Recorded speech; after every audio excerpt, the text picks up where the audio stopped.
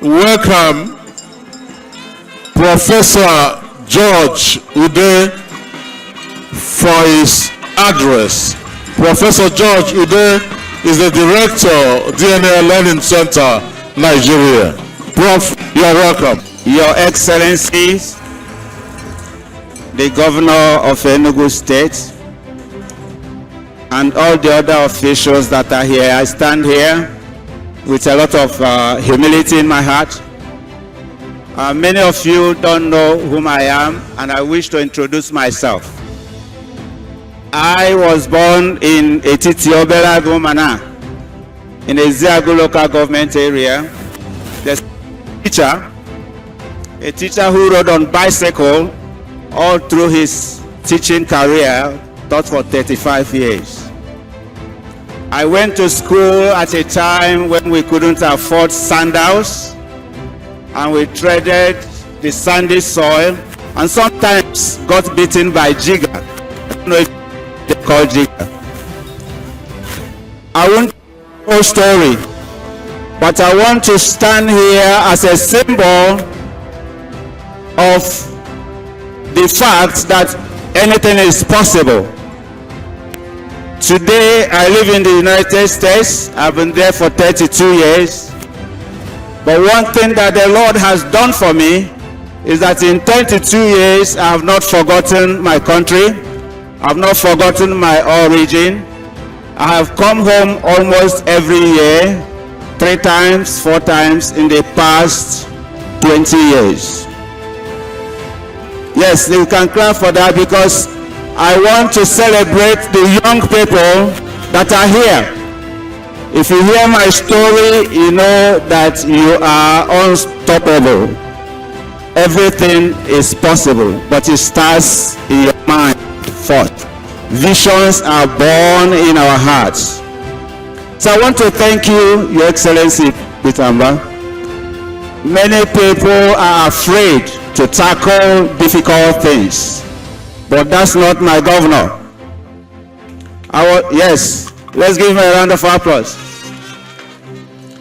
Everywhere in the world, people know that forensic science is a capital-intensive project.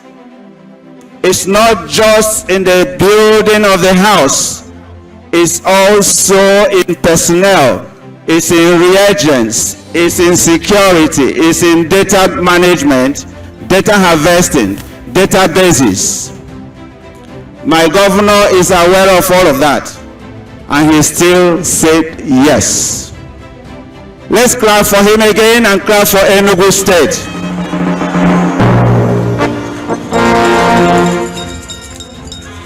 So thank you. Thank you. I extend my honor to someone I call my father, who is indeed a father. And that is His Royal Majesty Igwe Prof. Dr. Christian Nwachukwu Okeke, Eze Osofia I of Ogunofia Nduno, Ancient Kingdom, the founding Pro-Chancellor and Chairman of the Governing Council of Godfrey Okoye University. Your leadership, wisdom, and stewardship continue to anchor this university in excellence. I equally acknowledge the presence of all other traditional rulers. Now, what can I say about a man who has personified leadership and is the engine driving our progress, a steady hand and a visionary per excellence, Reverend Father Christian Aneke. Yes, let's give him a round of applause. I know we are used to him, so we don't necessarily sometimes see the doors he's opening for young people in this country. So thank you, my VC. Today is not simply the commissioning of a building. Buildings are made of concrete, steel, glass, and bricks. What we commission today is an idea, a promise, and a future. This facility is a declaration that Africa can build institutions that meet global standards. that science can serve justice, that truth matters, and that young people in Nigeria deserve world-class scientific opportunities without leaving their homeland. The moment is a reunion of purpose. Godfrey Okoye University made a defining decision more than a decade ago by hosting the first international conference on biotechnology and national development in 2011. That conference planted seeds that grew into laboratories, partnerships, opportunities, and ultimately into the DNA Learning Center Nigeria, the first DNA Learning Center in Africa. Today, these seeds have matured into CeDFoCI, a center that starts as a testament to what a community of dreamers, scientists, educators, policymakers, and partners can build when they refuse to accept limitations. Permit me to share a truth that has guided much of my journey. Some of the most powerful DNA experiments I have ever witnessed did not happen inside a laboratory. They happen between people. They happen through mentorship. One such story is that of Michael Okoro, whom I met in 2011 in a classroom. His diligence and humility left an impression on me, and with my long-term collaborator, Dr. Dave Miklos from the United States of the DNA Learning Center in New York, we chose to mentor Michael. Today, Michael is the Deputy Director and a foot soldier of our operations in Nigeria. Yes, let's give Mike a round of applause.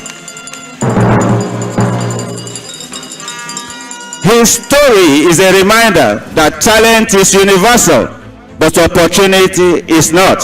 And mentorship closes that gap.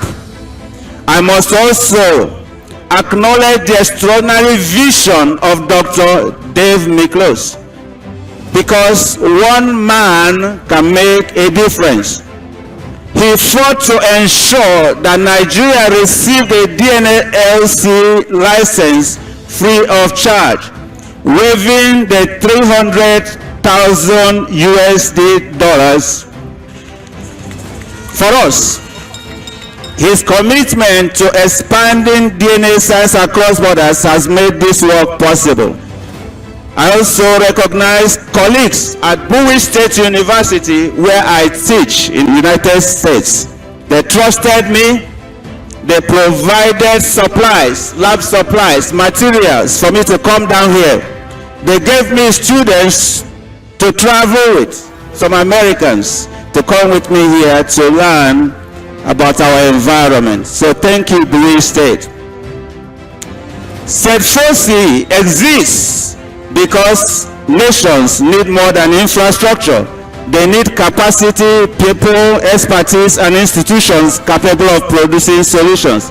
This center was envisioned not to be merely a laboratory, but a training ground, a research hub, and a talent factory.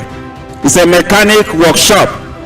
Many of you know that we produce first-class students, many who are rich with theories and concepts, but who cannot apply scientific methods to solving humanity's problems. We saw an example with COVID.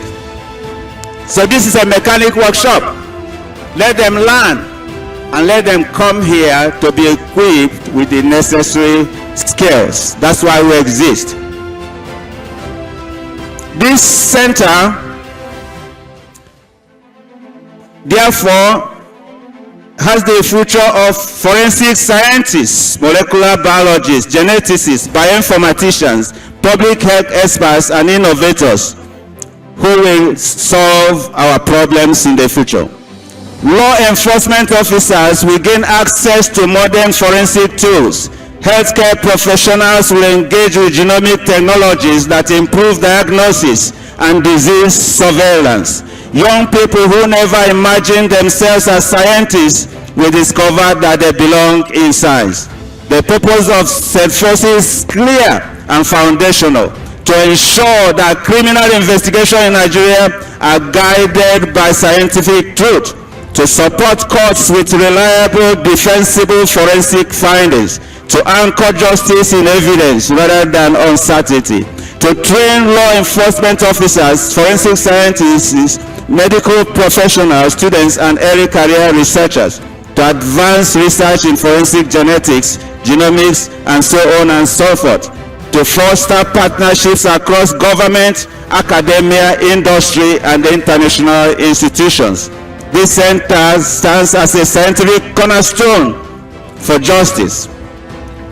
But let us be clear, the credibility of any forensic institution rests not only on technology, but on integrity, governance, and ethical rigor.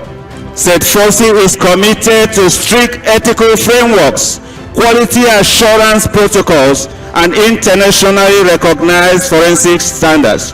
Our processes will be guided by transparency, accountability, and respect for human rights.